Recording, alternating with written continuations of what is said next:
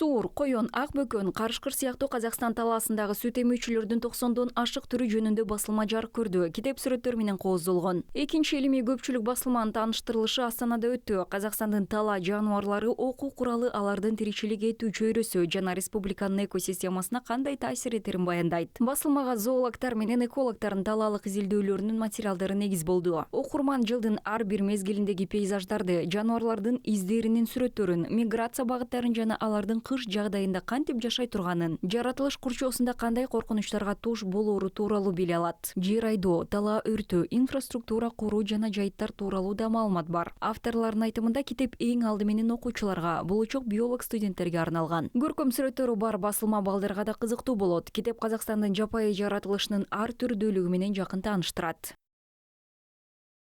Вообще эта работа длится уже 5 лет.